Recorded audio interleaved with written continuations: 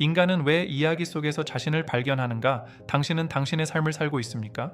아니면 아직도 누군가의 이야기 속에서 길을 찾고 있는 것입니까? 진정한 자아를 찾을 시간입니다. 인류의 역사는 이야기로 시작되었습니다. 문자가 없던 아주 먼 옛날부터 시작된 역사죠.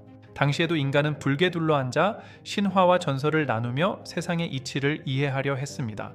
사람들은 그 이야기 속에서 삶의 의미와 방향을 배웠습니다. 공동체의 가치를 공유한 것이죠.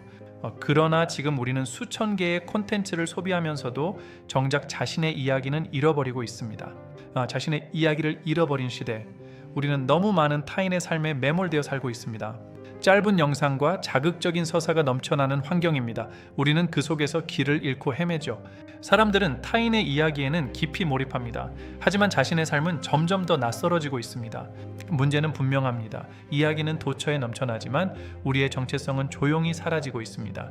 우리는 수많은 정보를 보면서도 나는 누구인가라는 질문에는 답하지 못하고 있습니다. 뼈아픈 현실이죠. 이제는 남의 이야기가 아닌 나의 이야기에 귀를 기울여야 할 시간입니다. 그것이 시작입니다. 핵심 통찰은 이렇습니다. 인간은 이야기를 소비하는 존재가 아니라 자신을 해석하는 존재입니다.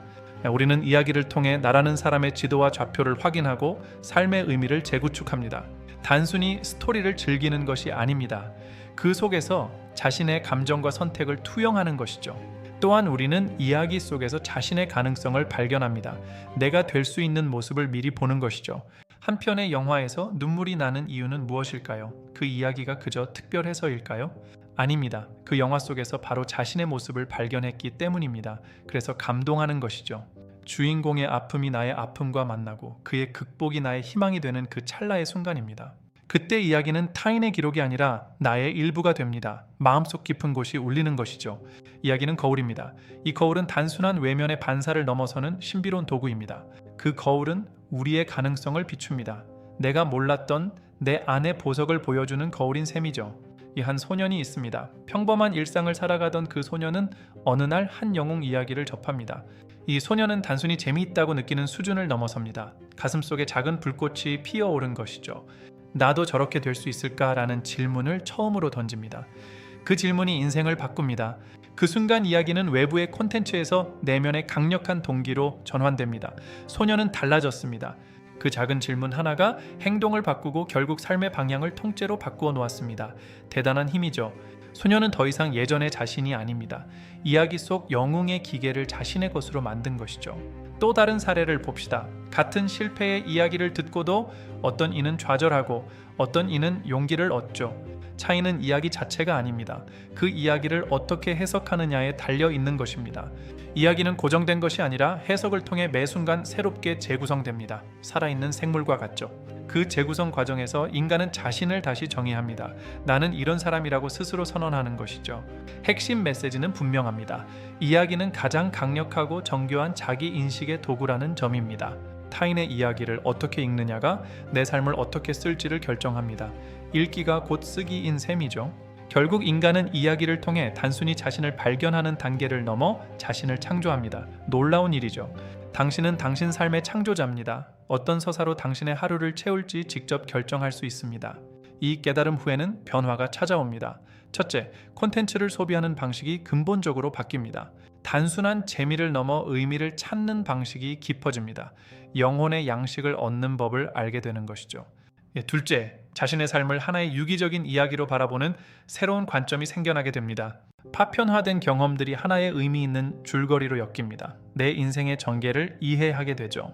이 셋째, 실패와 경험을 서사로 재구성하는 강력한 내면의 힘이 생깁니다. 무너지지 않는 힘이죠. 어떤 시련이 와도 그것을 다음 장을 위한 복선으로 여기게 됩니다. 삶에 대한 여유가 생기죠. 마지막으로 기억하십시오. 당신의 인생은 이미 그 자체로 하나의 완결된 이야기입니다. 문제는 당신이 그 이야기를 진심으로 읽고 있는가 아니면 그냥 넘기고 있는가입니다. 조금 웃으면서 말해볼까요? 인생을 이야기로 안 보면 그냥 지루한 다큐멘터리일 뿐입니다. 하지만 이야기로 보면 당신은 당당한 주인공이 되고 당신의 삶은 화려한 블록버스터가 됩니다. 어떤 장르의 주인공이 되고 싶으신가요? 코미디, 액션 아니면 감동적인 휴먼 드라마인가요? 장르를 정하고 연출하는 것은 바로 당신입니다. 당신의 오늘을 어떤 명장면으로 만드시겠습니까? 종문 고박사의 인문학을 통해 당신의 사고를 확장하고 영혼을 풍요롭게 가꾸어 가시길 바랍니다. 여러분과 함께 지혜의 길을 걷는 것은 저에게도 큰 영광입니다. 함께 성장해 나갑시다. 영상이 마음에 드셨다면 구독과 좋아요를 꼭 눌러주세요. 더 좋은 콘텐츠를 만드는 힘이 됩니다. 알림 설정까지 하시면 새로운 인문학적 통찰을 가장 먼저 만나보실 수 있습니다. 잊지 마세요. 여러분의 영혼을 오랫동안 살찌우는 깊이 있는 콘텐츠를 약속드립니다. 가치 있는 시간이었길 바랍니다. 항상 좋은 일만 가득하시길 바라며 여기서 인사드립니다. 당신의 멋진 이야기를 응원합니다. 지금까지 시청해 주셔서 진심으로 감사합니다. 다음 영상에서 더 깊은 지혜로 다시 뵙겠습니다. 인문학은 우리 삶을 밝히는 등불입니다. 그 등불을 함께 들어주신 여러분께 감사드립니다. 안녕히 계십시오. 오늘 우리가 나눈 핵심 키워드들을 기억하세요. 이야기의 힘, 자기 발견, 그리고 인문학입니다. 스토리텔링과 자기 개발을 통해 삶의 참된 의미를 찾아가는 여러분의 여정을 지지합니다. 더 깊은 탐색을 위해 스토리텔링의 힘, 자기 이해 방법, 인문학적 사유를 기억해 주십시오. 삶의 서사와 자기 개발 전략, 그리고 이야기와 정체성에 대한 탐구는 계속되어야 합니다. 이 모든 통찰은 인문학 박사 종문고 제임스 고와 함께하고 있습니다. 신뢰를 바탕으로 합니다. 궁금한 점이나 문의사항은 언제든지 이메일로 연락 주시기 바랍니다. 여러분의 소리에 귀 기울이겠습니다. 지식 공유와 협업을 통해 더 넓은 세상을 함께 만들어 가기를 희망합니다. 연락을 기다립니다. 과학적으로도 우리 뇌는 이야기를 통해 정보를 저장하고 세계를 구축하도록 설계되어 있습니다. 고대 그리스 철학자들부터 현대의 심리학자들까지 이야기의 힘을 강조하지 않은 이는 없었습니다. 이야기는 시공간을 초월하여 인류를 하나로 묶어주는 유일하고 보편적인 언어입니다. 이 다가올 미래사회에서도 이야기의 가치는 변하지 않을 것입니다. 오히려 더 중요해지겠죠. 나의 이야기가 타인에게 닿을 때 우리의 자아는 더 넓고 깊은 세계로 확장됩니다. 성장의 기적이죠. 잠시 숨을 고르고 당신의 오늘을 돌아보십시오. 당신은 지금 어떤 문장을 쓰고 있습니까? 정체성은 주어지는 것이 아니라 만들어가는 것입니다. 이야기라는 벽돌로 쌓아 올리는 성이죠. 인생의 의미는 그 이야기를 얼마나 진실하게 써 내려갔느냐에 달려 있습니다. 결과보다 과정이죠. 두려워하지 말고 당신만의 이야기를 계속해 나가십시오. 세상은 당신의 목소리를 기다립니다. 이 모든 지식의 자산은 종문 고박사와 함께합니다. 저작권은 소중히 보호되어야 합니다. 감사합니다. 긴 시간 함께해 주신 여러분 진심으로 감사합니다. 당신의 삶이 한 편의 명작이 되길 빕니다. 안녕히 계십시오. 당신의 이야기는 지금부터 다시 시작됩니다.